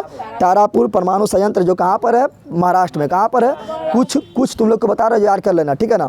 बोलोगे बता मथुरा कहाँ है? तो यूपी में। मथुरा कहाँ है? यूपी में। बरौनी कहाँ है? बिहार में। बेगूसराय जिला में है। बरौनी कहाँ है? बिहार में। बरौनी कहाँ है? बिहार में। पूछेगा काकरापारा कहाँ है? तो गुजरात। काकरापारा कहाँ है? गुजरात। पूछेगा केगा कहाँ है? केगा कर्नाटक। पूछेगा कल्पक्कम और कुडनूकुलाम कहाँ है? तो तमिलनाडु, ठीक है। तो सबसे मेन हो गया तारापुर, फिर मथुरा यूपी, और बरौनी बिहार। अगला क्वेश्चन, अब बरौनी में तुम्हें पता है ना तेल शुद्ध होता है, पता है ना, वहाँ पर तेल फिल्टर होता है। अगला क्वेश्चन, कोडरमा तो बता चुके हैं। कोडरमा झारखंड में है, जो अभ्रक के लिए सबसे ज़्यादा फेमस है। और विश्व में सर्वाधिक अभ्रक उत्पादन कहाँ होता है? भारत में। कहाँ होता है? समझ आ गया तुम लोग को। जो तुम अभ्रक क्या था पता है? तो इसमें क्या होगा? अभ्रक में जान करंट वाला जाएगा, लेकिन ये उष्मा का सुचालक होता है। उसमें क्या होता है? सुचालक। उष्मा चल जाएगा, गर्मियाँ चल जाएगा, करंट वा। तो तुम लोग देखना, तुम लोग का जो अथिया होता है ना, अरनमा होता है ना, उसमें वहाँ पर कौन चीज़ लगा रहता है? अभ्रक। क्या लगा रहता है? उसमें खाली गर्म होता है, उसमें करंट आता है कि नहीं आता है? चलो अगला, किस देश के ओपेक का सदस्यता त्याग दी? यानी कौन देश है जो ओपेक बोले तो ओपेक का फुल फॉर्म होता है organisation. O for organisation, P for petroleum, E for exporting, C for countries, यानी पेट्रोलियम बेचने वाला देश। पेट्रोलियम बेचने वाला देश, तो पेट्रोलियम बेचने वाला बहुत सारा देश है, ठीक है ना। जिसमें कतर जो है बोला हम इसका सदस्य नहीं रहेंगे, त्याग दिया। क्या किया? ये फालतू क्वेश्चन है, इन्हें पूछेगा, ठीक है, इमेन ना है। इनमें कौन जूट का अग्रणी उत्पादक है? मस्त क्वेश्चन है। तो जूट के उत्पादन में सबसे 1 नंबर जो है बांग्लादेश। कौन है? बांग्लादेश है। 2 नंबर में भारत। 2 नंबर में, और भारत में कौन क्षेत्र जूट के लिए फेमस है? पश्चिम बंगाल। कौन है? पश्चिम बंगाल के हुगली के आसपास का क्षेत्र, पता है ना। और बिहार भी दूसरा नंबर में आता है। कितना नंबर में आता है? दूसरा नंबर में, ठीक है ना। और जूट से बनता है जूट का बोरबा, जो अभी तुम लोग भैंसिया गैया को उड़ाता है ना। और जूट किससे निकलता है? पटसन से। जूट क्या करेगा? अथी जो होता है, जो उसको हम लोग क्या बोलते हैं, सोनाटू नाटू बोलते हैं ना, या कुदरुम बोलते हैं ना, उसको नदियाँ फूलने दे देंगे, 5-10 दिन सरेगा, फिर उसका खरलिया उतार लेंगे, चमड़िया उतार लेंगे, उससे रस्सी बनता है, उसी बोलते हैं जूट, क्या बोलते हैं, और उससे बनेगा जूट के बोरा, क्या बनेगा। चलो अगला, आसवन बांध किस नदी से संबंधित है। आसवन बांध जो है नील नदी पर है। कौन नदी पर है, नील नदी पर है। और तुम लोग को पता है कि नील नदी जो है विश्व का सबसे लंबा नदी, विश्व का सबसे तो विश्व का सबसे लंबा नदी नील नदी है, इसी पर है आसमान बांध, क्या है। और भारत का सबसे लंबा नदी गंगा नदी। अगला क्वेश्चन, इनमें से कौन प्राकृतिक आपदा नहीं है। प्राकृतिक आपदा नहीं, ध्यान दे यहाँ नहीं है, क्या है, यानी प्राकृतिक नहीं है तो क्या है, मानवकृत, क्या है। तो मानवकृत कौन है, तो मानवकृत आतंकवाद, कौन है, आतंकवाद अपने आप होता है, अरे मनुष्य ने खुद बनता है। तो आतंकवाद हो गया प्राकृतिक, मानवकृत। लेकिन सुनामी, बाढ़, भूकंप, ये क्या है, प्राकृतिक, क्या है। 76 नंबर, विनाशकारी भूकंप से बिहार किस वर्ष प्रभावित हुआ था। तो विनाशकारी भूकंप से बिहार जो आया था 1934 में, कब आया था, 1934 में बिहार में काफ़ी खतरनाक भूकंप आया था। 1934 कब आया था, सुनामी नहीं बोल रहे हैं, करा 2004 में आया था बंगाल की खाड़ी में। हम बोल रहे हैं क्या, भूकंप, क्या बोल रहे हैं। तो भूकंप जो है बिहार में सबसे खतरनाक कब आया था, 1934। लेकिन पूछेगा कि बंगाल की खाड़ी में खतरनाक सुनामी कब आया था। तुम्हें पता है सुनामी किसको बोलते हैं, तो जब समुद्र के तल में जब भूकंप आता है उसको बोलते हैं सुनामी, क्या बोलते हैं। तो 2004 में आया था बंगाल की खाड़ी में, वो सुनामी था, क्या था, हम भूकंप बोल रहे हैं। अगला, बाढ़ के समय कौन सा स्थान सुरक्षित है। तो ऊंचा स्थान, सिंपल बात है कि बाढ़ के समय तुम लोग नदिया में चल जाएगा, बंदरे ना चल जाना नदिया में, तो वही तुम लोग अच्छा पगलवाई से दोहा जाएगा। चल यहाँ ध्यान दे, भूस्खलन से अभिप्राय है। तो भूस्खलन मतलब क्या होता है, मलबा का ढह जाना, मलबा का, तो मलबा का खिसकना या चट्टान का खिसकना या चट्टान का गिरना, सब क्या है ना। तो डी क्या होगा, डी। आकस्मिक प्रबंधन का प्रमुख घटक है।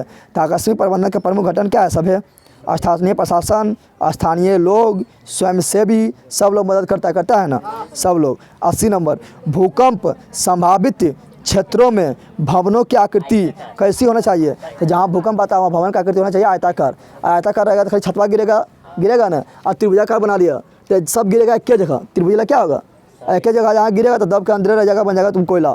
समझ तुम लोग का आया, तो ये हो गया क्या, समझ तुम लोग का आया रे बंदर, ये तुम लोग का हो गया है। तुम लोग को अब इसमें जो मतलब 2 नंबरिया हो फिर करवा देंगे, ठीक है ना। इसी प्रकार तुम लोग को सारा तुम लोग को मॉडल सेल का सोल्यूशन मिलेगा तुम लोग को, ठीक है ना। सारा तुम लोग को मॉडल सेल का सोल्यूशन मिल जाएगा। तुम लोग को अच्छा लगा तो लाइक कर, शेयर कर, सब्सक्राइब भी करो। 10वां में जो जाएगा 10वां में उसको भी बता, ठीक है। जितना इसमें डिस्कशन करवाए हैं लगभग हम हमारे क्वेश्चन में लगभग बहुत ज़्यादा, हमको लगता है कि 80 क्वेश्चन है, लेकिन 500 क्वेश्चन बताते हैं तुम लोग को, और डिस्कशन करके बताते हैं कि तुम लोग को याद हो जाए। और भूलो कभी नहीं, ठीक है ना। चलो अगला लेकर आएंगे कभी, फिर हिंदी का लेकर आएंगे या कुछ और का लेकर आएंगे, ठीक है। और मैथ का भी लेकर आ सकते हैं, ठीक है। चलो इतने रखो।